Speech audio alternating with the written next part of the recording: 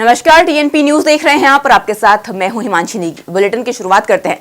राजस्थान के पूर्व मुख्यमंत्री अशोक गहलोत ने इलेक्टोरल बॉन्ड पर आज आए सुप्रीम कोर्ट के निर्णय का स्वागत किया है। अशोक गहलोत ने कहा कि असंवैधानिक ठहराने का सुप्रीम कोर्ट का ऐतिहासिक एवं स्वागत योग्य है। अशोक गहलोत ने आगे कहा कि इलेक्टोरल बॉन्ड ने भ्रष्टाचार को बढ़ावा देने का काम किया।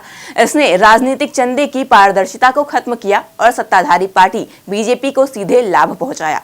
मैंने बार बार कहा है कि इलेक्टोरल बॉन्ड आजाद भारत के सबसे बड़े घोटाले में से एक है। आज सुप्रीम कोर्ट के फैसले ने यह साबित कर दिया है कि इलेक्टोरल बॉन्ड एनडीए सरकार का एक बड़ा घोटाला है। ये फैसला देर से आया पर देश के लोकतंत्र को बचाने के लिए बेहद ही जरूरी फैसला है। सुप्रीम कोर्ट का धन्यवाद करता हूँ।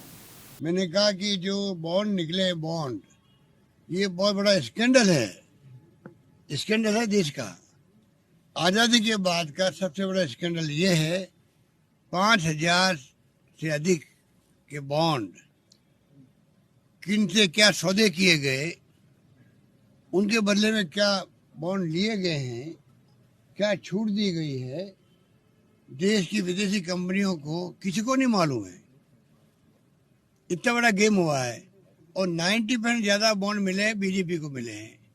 उससे वो खेल खेल रहे हैं पूरे देश के अंदर, चुनाव लड़वा रहे हैं, खर्च कर रहे हैं, हॉर्स ट्रेडिंग कर रहे हैं, सब कुछ कर रहे हैं और सारे जिलों में ऑफिस बना रहे हैं जमीनें ले करके। कहाँ से पैसा आ रहा है और बाकी पार्टियों ब्लॉक कर दिया। तो फिर डेमोक्रेसी कहाँ कैसे रहेगी जब आप सभी पार्टियों के फंडिंग को ब्लॉक कर दो देश के अंदर। खाली बीजेपी के पास बॉन्ड आएंगे। इलेक्शन कमीशन ऑफ इंडिया ने इसका विरोध किया, रिजर्व बैंक ऑफ इंडिया ने विरोध किया इसका लागू करते वक्त में, तब भी लागू किया गया। और तो और इसको मनी बिल के रूप में राज्यसभा में बहस नहीं हो। जो मनी बिल होता है उसकी बहस खाली लोकसभा में होती है, तो मनी बिल के रूप में इसको कन्वर्ट कर दिया गया और खाली लोकसभा में पास करवा दिया गया। वरना राज्यसभा में बहस होती इसकी, उसकी बजाय लोकसभा में बहस करके इसको पास करवा दिया गया, लागू करवा दिया गया। और तो और जो अभी खबर नहीं आई है, कल परसों प्रधानमंत्री के ऑफिस से जब सेक्रेटरी फाइनेंस ने मना कर दिया कि ये संभव नहीं है एक्स्ट्रा डेज देना। चुनाव आ रहे थे कर्नाटका के, उसके पहले मना कर दिया कि बार बार इसकी जो डेट फिक्स है उन्हीं डेट्स में ये बॉन्ड जारी होंगे। तो लिखित में आया कि नहीं, प्रधानमंत्री ऑफिस का आदेश है, तब जाके फाइनेंस सेक्रेटरी को और डेट बढ़ानी पड़ी है, एक्स्ट्रा डेट देना पड़े हैं। इलेक्टोरल बॉन्ड की वैधता पर सुप्रीम कोर्ट के फैसले पर कांग्रेस नेता राहुल गांधी ने भी प्रतिक्रिया दी है। उन्होंने सोशल मीडिया हैंडल एक्स पर लिखा कि नरेंद्र मोदी की भ्रष्ट नीतियों का एक और सबूत आपके सामने है। बीजेपी ने इलेक्टोरल बॉन्ड को रिश्वत और कमीशन लेने का माध्यम बना दिया था। आज इस बात पर मुहर लग गई है। वहीं लोकसभा चुनाव के ऐलान से पहले इलेक्टोरल बॉन्ड को लेकर सुप्रीम कोर्ट ने बड़ा फैसला सुनाया है। सुप्रीम कोर्ट ने चुनावी बॉन्ड को अवैध करार देते हुए उस पर रोक लगा दी है। कोर्ट ने कहा कि इलेक्टोरल बॉन्ड सूचना के अधिकार का उल्लंघन है।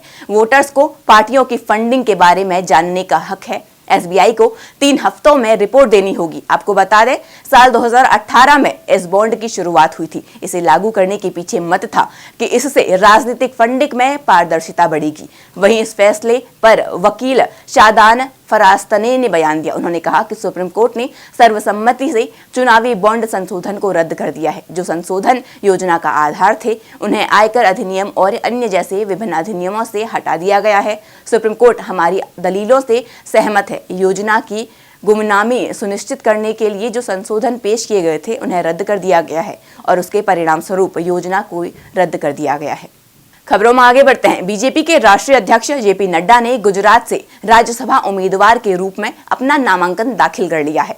वहीं डॉक्टर जसवंत सिंह, सलाम सिंह परमार और मयंक भाई ढोलकिया ने भी गुजरात से राज्यसभा उम्मीदवार के रूप में अपना नामांकन दाखिल किया है। कांग्रेस संसदीय दल की प्रमुख सोनिया गांधी ने रायबरेली की जनता को पत्र लिखकर आभार जताया और कहा कि स्वास्थ्य और बढ़ती उम्र के चलते वो अगला लोकसभा चुनाव नहीं लड़ेंगे। इस निर्णय के बाद मुझे आपकी सीधी सेवा का अवसर नहीं मिलेगा, लेकिन ये तय है कि मेरा मन प्राण हमेशा आपके पास रहेगा। मुझे पता है कि आप भी हर मुश्किल में मुझे और मेरे परिवार को वैसे ही संभाल लेंगे जैसे अब तक संभाले आए हैं।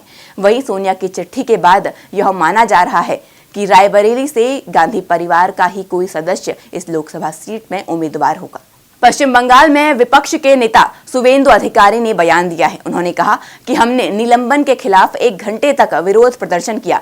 संदेश खाली में जो हुआ उसके खिलाफ आवाज उठाने के लिए ममता बनर्जी ने मुझे और 4 अन्य विधायकों को विधानसभा से निलंबित कर दिया। हम धारा 144 का पालन करते हुए संदेश खाली जा रहे हैं। हम लोग जा रहा हूँ, यहाँ प्रदर्शन भी हुआ सस्पेंशन के खिलाफ। 1 घंटा हम लोग धरना प्रदर्शन किया असेंबली का गेट में। चोर ममता मुझे और मेरा 5 साथी को असेंबली से निलंबित किया, संदेश खाली के लिए आवाज उठाने के लिए। हम लोग 144 को ओबे करते हुए 1+3 MLA हम लोग संदेश खाली जा रहा हूँ। वो रोका गया तो देखा जाएगा। नहीं, हम लोग 144 को ओबे करके जा रहा हूँ 1+3। अब 144 का नॉर्म्स आपको पता है, तो इसलिए हम लोग 144 को ओबे करते हुए जा रहे हो।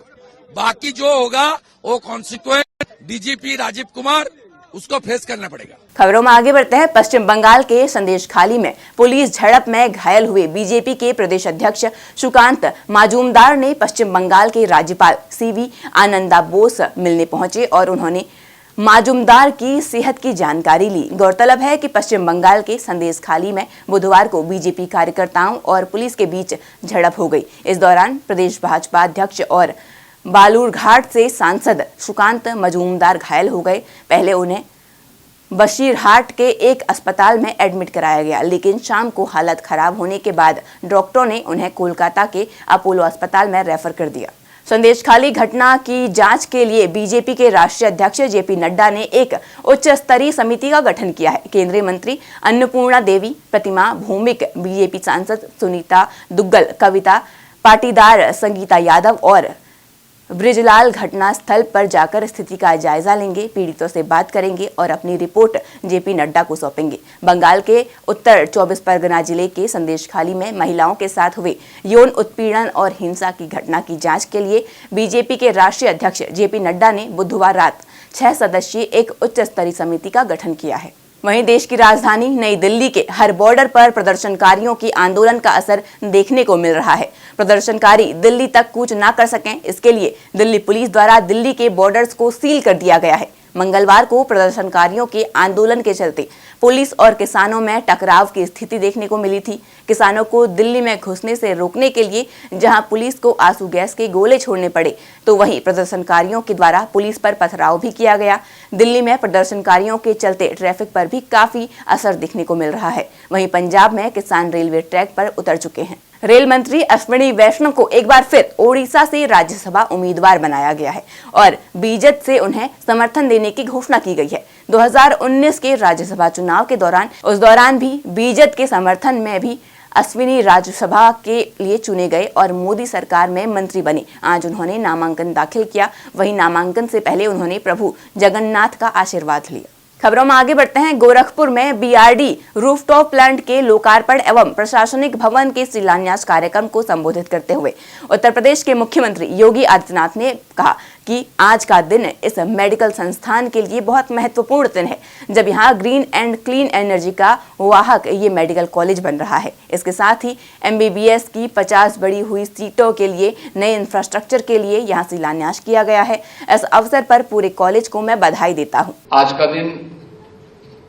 इस मेडिकल संस्थान के लिए बहुत महत्वपूर्ण दिन है, जब यहां पर ग्रीन एंड क्लीन एनर्जी का वाहक अब बीआरडी मेडिकल कॉलेज बन रहा है। इसके साथ ही बीआरडी मेडिकल कॉलेज में 50 MBBS की बढ़ी हुई सीटों के लिए नए इंफ्रास्ट्रक्चर के लिए यहां पर शिलान्यास का कार्यक्रम भी संपन्न हो रहा है। इस अवसर पर पूरे बीआरडी मेडिकल कॉलेज को हृदय से बधाई देते हुए प्रदेश सरकार की चिकित्सा शिक्षा विभाग को, जिन्होंने ग्रीन एंड क्लीन एनर्जी और पूर्वी उत्तर प्रदेश की आवश्यकता को ध्यान में रख करके यहां पर नए इंफ्रास्ट्रक्चर के लिए समय से इस कार्यक्रम को आगे बढ़ाया है, धन्यवाद देते हुए आप सबके प्रति मैं अपनी शुभकामनाएं देता हूं।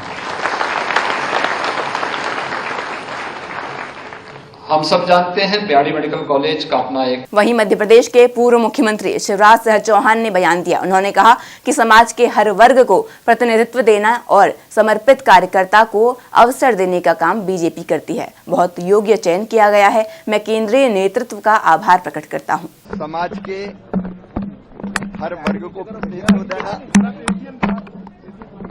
और समर्पित कार्यकर्ताओं को अवसर देना, कई बार जो सोचते नहीं है वो भारतीय जनता पार्टी करती है। बहुत योग्य चयन किया गया है और मैं मानता हूं कि कार्यकर्ता गदगद और प्रसन्न है। बंसीलाल जी गुर्जर जैसे वरिष्ठ नेता, माया जी नारोलिया जैसी महिला मोर्चे की हमारी अध्यक्षा, उमेश नाथ जी का अपना एक योगदान समाज जीवन में है।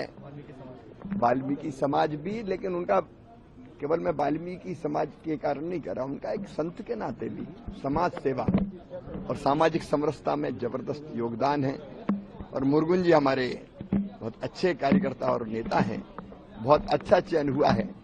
मैं केंद्रीय नेतृत्व का आभार प्रकट करता हूं, प्रदेश नेतृत्व को भी बधाई देता हूं। खबरों में आगे बढ़ते हैं। ज्ञानवापी तहखाने में पूजा करने के मामले को इलाहाबाद हाई कोर्ट ने फैसला सुरक्षित रख लिया है। इलाहाबाद हाई कोर्ट ने वाराणसी की ज्ञानवापी परिसर स्थित व्यास जी तहखाने में पूजा अर्चन के लिए जिला जज के आदेश के खिलाफ अंजुमन इंतजामिया मस्जिद कमेटी की अपील पर गुरुवार को अपना निर्णय सुरक्षित कर लिया है। ये आदेश न्यायमूर्ति रोहित रंजन अग्रवाल ने दिया है। फिलहाल मेरे साथ इस बुलेटिन में इतना ही। तमाम खबरों के लिए बने रहें टीएनपी न्यूज के साथ। नमस्कार।